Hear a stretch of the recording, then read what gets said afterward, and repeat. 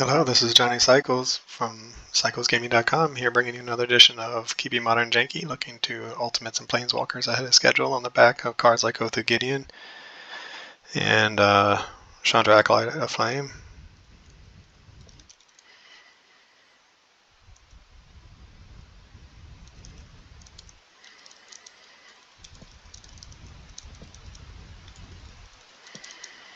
We're going to keep this so our opponent can start playing.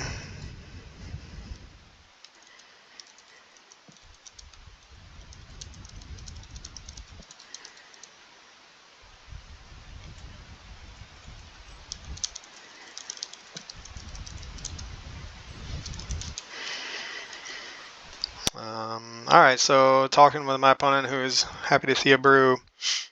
We'll see if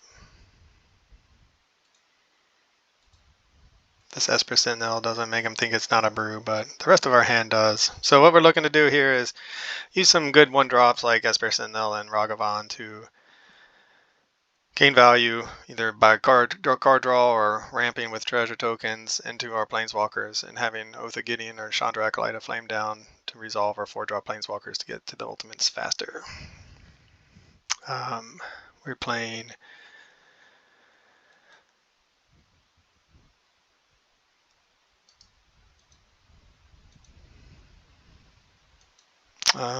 sorry, I'm trying to decide. I'm reading the comments and trying to think, okay, well, are they playing Izzet? Or are they just going to kill our Esper Sentinel? We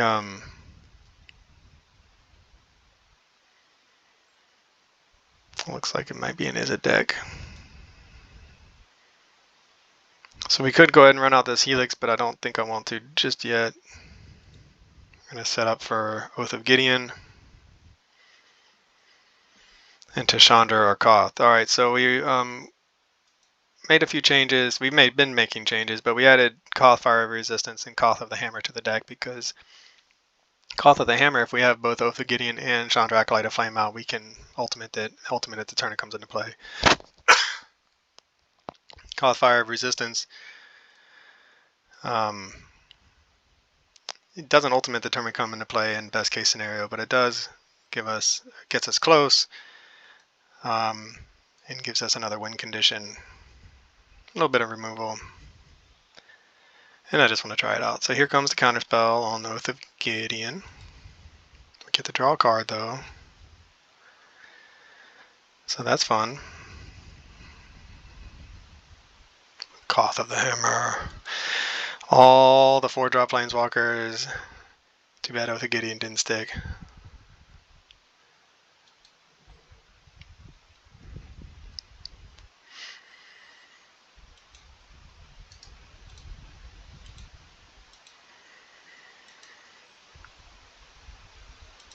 Opponent's asking if it's a combo piece and if it's Super Friends, and the answer is yes.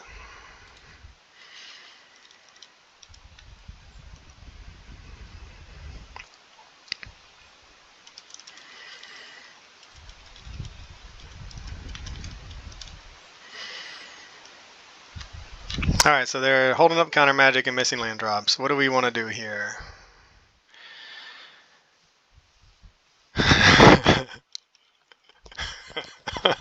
Sorry, opponent's making me laugh. Red, white ones. When I ask them which Super Friends or her. Alright, well, we're doing another Koth of the Hammer, so we'll just go ahead and attack with this Esper Sentinel to start. There's no way that that they're not going to counter. They're not going to hold up their they might just have Bowmasters, so.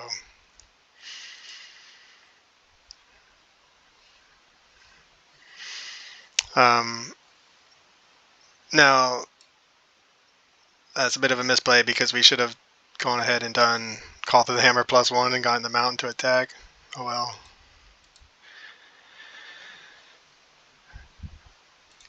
I just am totally assuming that this is going to get countered, so.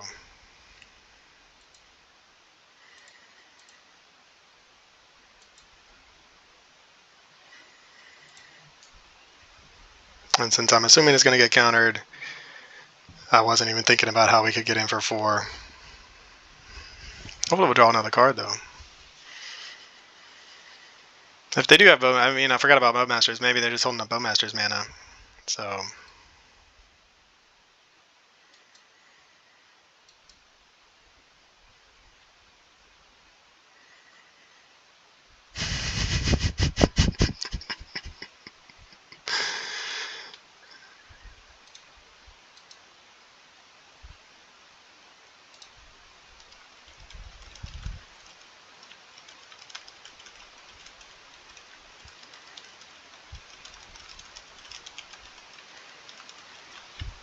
Alright, Fatal Push. They could have Fatal Pushed the mountain. I'm pretty sure, right? To destroy target creature. They're going to pay for the mount. They're going to pay it, but they want to get rid of that so they don't have to keep drawing lands.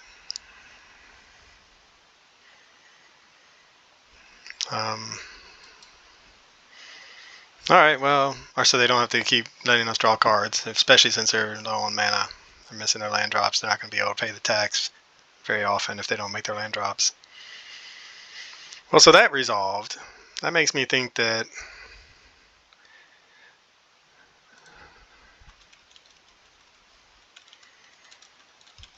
maybe they don't have any more counterspells.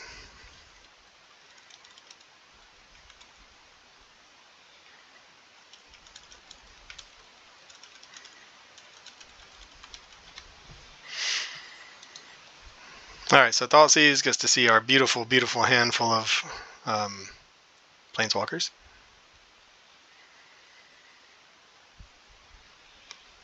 What would you take? I mean, I would take Chandra. Chandra is the first of all, the known entity. Second of all, the most powerful of the three as far as long-term value.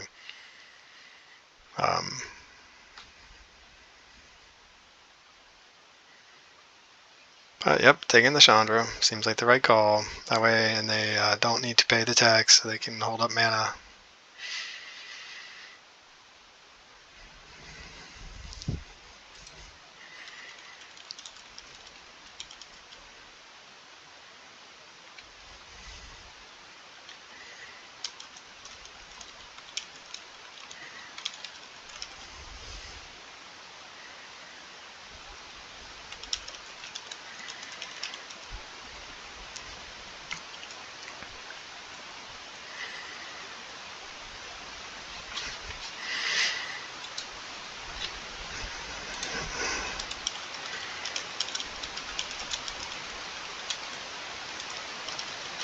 Alright, so they're really digging for lands, going to 8. We have 3 points of burn in hand, plus 4 damage to get through on the next turn with this. Technically, we could, if we draw a land, go Koth, Koth, and kill him dead. So we'll see if we hit a land.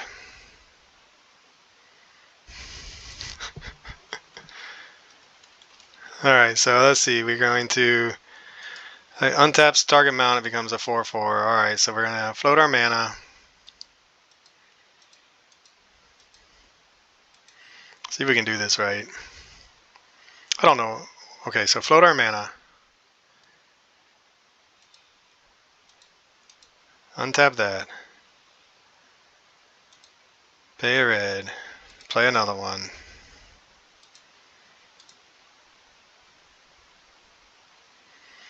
I didn't even need to float any more mana, huh? Whoops. Did I click on the wrong one? No. I was too busy. Got lucky there, that's for sure, because I was clicking randomly, basically, trying to see where I was at on...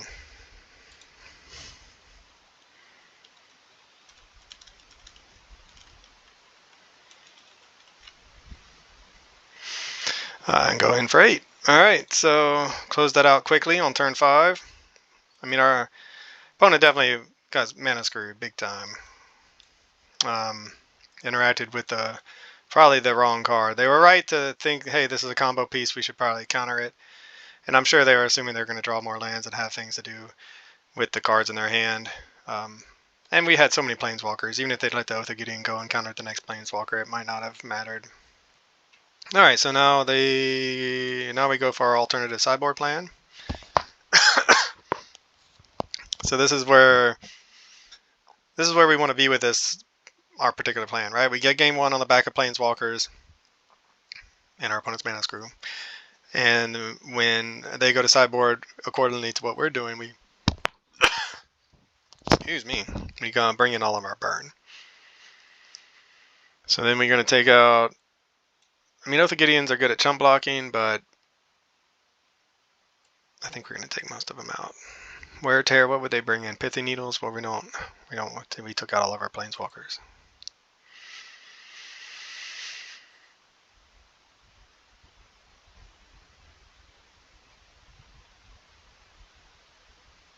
One, two, three. We have 10 points of burn. Flashing back there, so we're gonna keep this.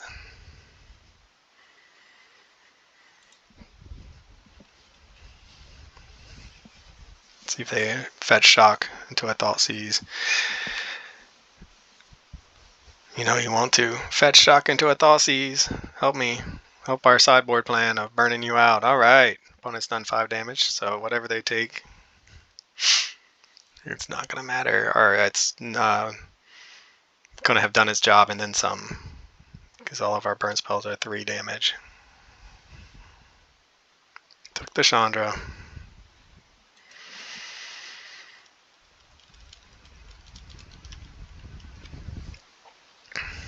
And they...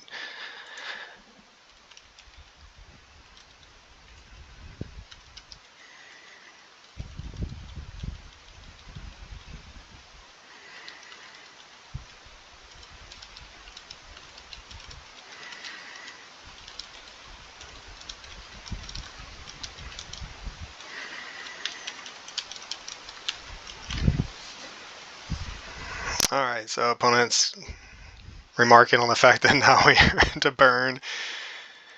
And I'm just saying that I'm not sure if I'm going to keep long term for the article, if I'm going to keep our sideboard. It's fun. You see its power level so far. I mean, it's just catching our opponent by surprise. And we executed our game plan in game 1, and now we get to do this in game 2. But it doesn't, like I'm saying, it doesn't really fit my normal level of jank, I would say.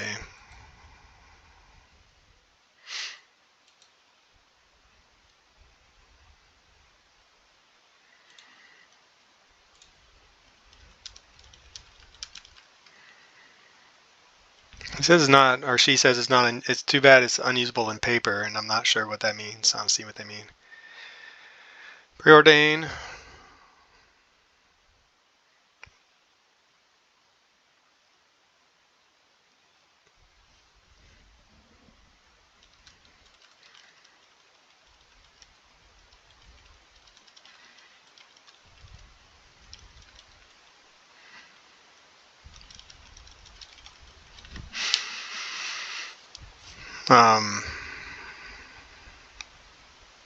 Preordain, yeah. So I think, yeah, okay, that's what he's saying, or she's saying that, yeah, the people, if you're playing this in paper, it gets around quickly that you have a transformational sideboard, and that people will expect it.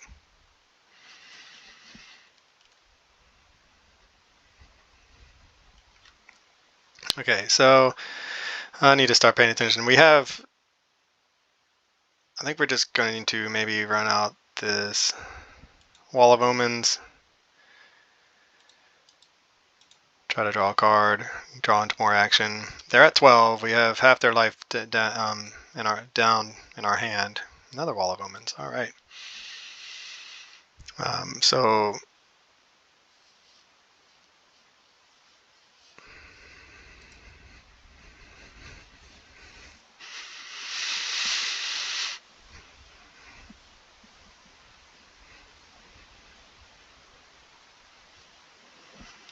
another Preordain. Now they're going to have counter magic to help protect against the various burn we have. But I think our plan is going to be land, Wall of Omens number 2. And I'm trying to think, talk, and read at the same time. You can tell how hard that is for me. I'm going to say now we have some blockers for any sort of Orcish Bowmasters, which we have not yet seen. Alright, so now we're up to 9 points of burn. Probably misplayed. This is the moment to play there at Mason, go get the Elegant Parlor. Holding up a fetch for something else, but Do we get to our next? And there's another. Okay, so now we look pretty smart for not playing the Arid Mesa. So we have the 12 points of burn in hand.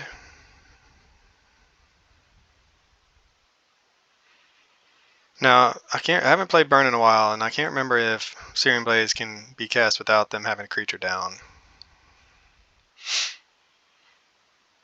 Searing Blaze to their face and no creature, is that legal? It says and, so my gut tells me no.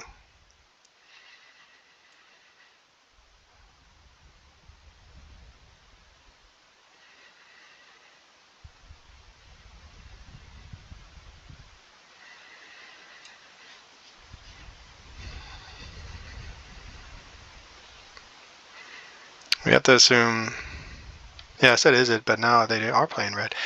We have to assume that they're going to counter some of these burn spells, so we're going to need to draw more. It's a bolt, down to 8.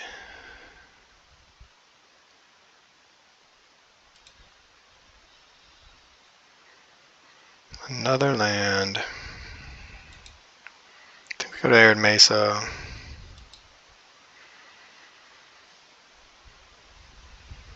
That way we can, at the end step, go Boros Charm, Lightning Bolt, or Searing Blaze, depending on what they end up playing. Fatal Push that.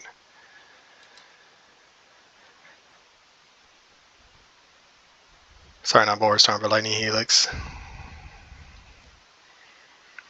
So I think now we want to go ahead and pull the trigger on the Lightning Bolt. Lightning Helix. See if they have any answer. Alright, they're down to 2. Can we get there with a Searing Blaze without them having a creature down? I don't know. I have not played it enough to know.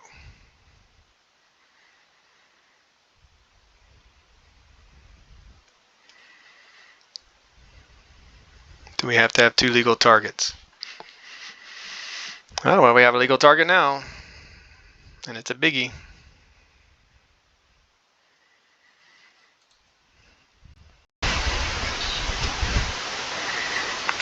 Engineered explosives on 0, it looks like.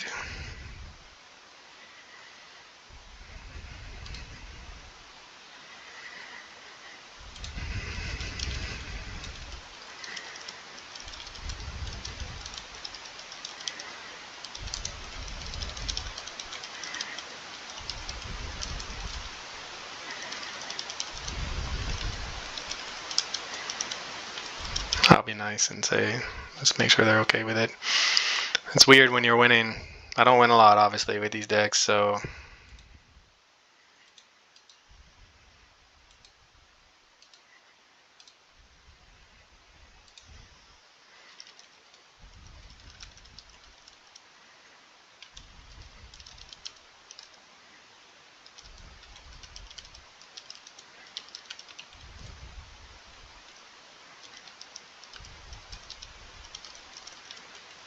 I'm not totally misplaying.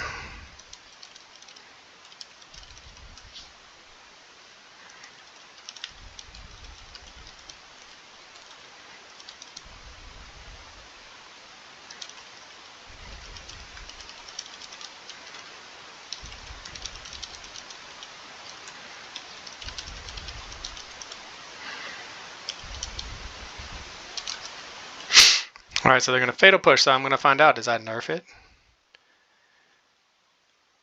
I don't know. They don't. It's not a legal target anymore, right? And it did not. Alright.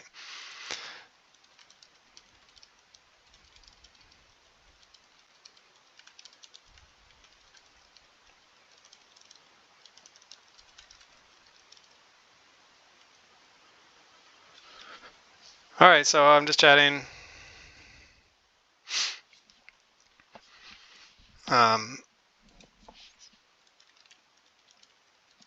With my opponent a little bit. So I'll stop and keep typing for a bit. But yeah, for cyclesgaming.com, this is Johnny Cycles. I'll catch you on the next one. Shout out to the last liver, friendly opponent. Enjoyed playing. Good luck with your deck. This has been another edition of Keeping Modern Janky with Johnny Cycles. Thanks for watching. Be sure to check out my website, cyclesgaming.com, for original Magic the Gathering content. You can read about my Commander decks or my janky modern brews. My latest article is about the zombie pre-con and its effect on Commander. I give you a couple different deck lists. If you're interested in a science fiction / fantasy novel, be sure to check out my book, The Podkind. I'm publishing it serially, a couple chapters every month. Again, thanks for watching. Check me out on YouTube, Johnny Cycles. Click that subscribe button. I'd really appreciate it, and I'll catch you on the next one.